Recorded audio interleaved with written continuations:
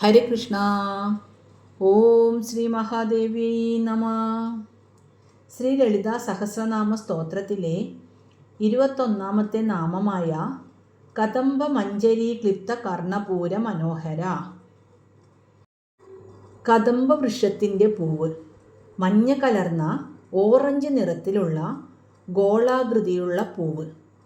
ഈ പൂവിന് നല്ല സുഗന്ധമുണ്ട്. മഞ്ജരി പൂക്കുല അല്ലെങ്കിൽ മൊട്ട്, ക്ലിപ്തം അണിഞ്ഞത്, കർണപൂരം ചെവിയിൽ അണിയുന്ന ആഭരണം.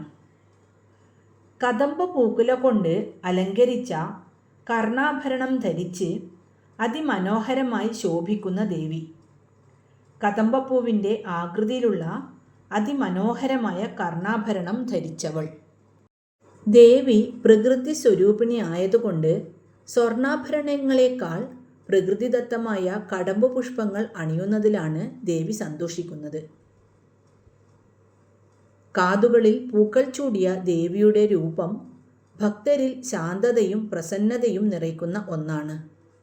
പണ്ട് ഗരുഡൻ അമൃതുമായി വരുമ്പോൾ കദംബമരത്തിൻ്റെ ചില്ലയിൽ വിശ്രമിച്ചിരുന്നു എന്നും അപ്പോൾ അമൃതകുംഭത്തിൽ നിന്നും കുറച്ച് അമൃത് ഈ കദംബമരത്തിൽ വീണിരുന്നു എന്നും അതുകൊണ്ട് കദംബമരത്തിന് നാശമില്ല എന്നുമാണ് ഐതിഹ്യം.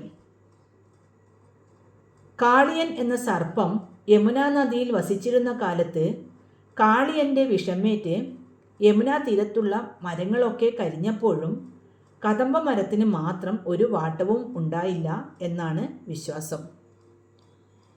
ഓം ശ്രീ മഹാദേവ്യൈ നമഃ.